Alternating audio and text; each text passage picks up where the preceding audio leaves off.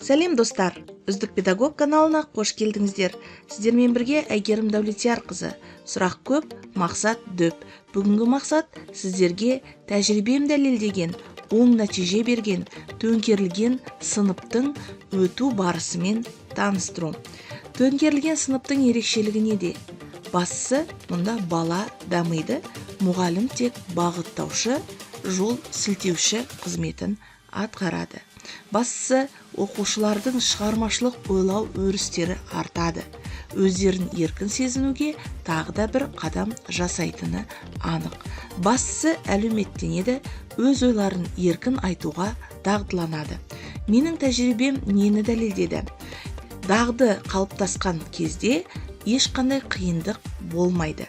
Мен үнемі сабақта дамыта оқыту технологиясын пайдаланамын. Соның нәтижесінде балалар қай қадамда қандай тапсырма беруге болатынын біледі. Төңкерілген сынып Сәкен Сейфуллиннің сыр-сандық өлеңі негізінде жүзеге асты. Беспальканың дамыта оқыту технологиясына құрылған сабақ 4 сатыдан тұрды. Бұл сатылар бір-бірімен жүйелі түрде байланысқан. Арнайы түсіндірме жұмысы жүргізілген сабақ, яғни бейне сабақ, мектеп мейірім мекені деп аталған еді. Жоғарыда сілтемесін тастап кетемін, қарап, қайталап шығуларыңызға болады. Бұл технологияны менің оқушыларым әбден меңгерген. 4 сатыны көрген бетте бірден қай саты қандай әдістерді талап ететінін де біліп тұратындай маған. Сынып 4-ке бөлінді. Оқушы сатысында барлық топтар бір-біріне тапсырма құрастырды. Ал мен сіздерге ең үздігін ұсынып отырмын. Соның ішінде А тобы қалған Ә, Б, В топтарына Попс формуласы негізінде сыр-сандық шығармасының арқалаған жүгі қандай деген тапсырманы берген болатынды. Оқушылардың да жауабын сіздердің назарларыңызға ұсынайын. Өздеріңіз скриншот жасап, немесе оқып алуларыңызға болады.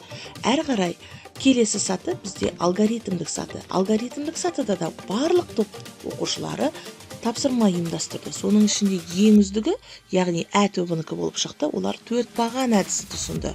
Яғни факт, идея, әрекет, сұрақ бойынша амал досты, арам досты талдау тапсырмасын берді. Эвристикалық сатыға келген кезде барлық топта қайтадан тапсырма құрастырды. Соның ішіндегі ең үздігі болып Б тобы танылды. Олар PowerPoint бағдарламасында тест құрастыруды жөн көрді. Бұны қалай жүзеге асыруға болатыны жөнінде мен тағы да бір бейне сабақ ұсынған болатынмын. Оның сілтемесін дәл осы бейне сабақтың соңынан кейін қалдырып кететін боламын. Видео соңында қарайсыздар. Енді шығармашылық сатыға келген кезде В тобының тапсырмасы үздік болып танылды. Олар сыр-сандық шығармасын оқуға шақыру, яғни буктрейлер жасау тапсырмасын берді. Бұл жерде әрине шығармашылық көзделді. Жалпы төңкерілген сынып ойдағыдай жүзеге асты. Мұғалім тек бағыттаушы, негіздеуші ретінде сабақты бақылап отырды. Оқушылар бірін-бірі бағалады, тапсырманы бағалады, жалпы тақырыпты да бағалап өтті. Ашылды, қателесуден қорықпады, бастысы үнсіз бала болмады. Егер де сіздерге менің сабағым ұнаған болса, лайк басып, комментарий жазуды ұмытпаңыздар. Бөлісе отырыңыздар. Дамыса, қазақтың баласы дамысын. Сау болыңыздар.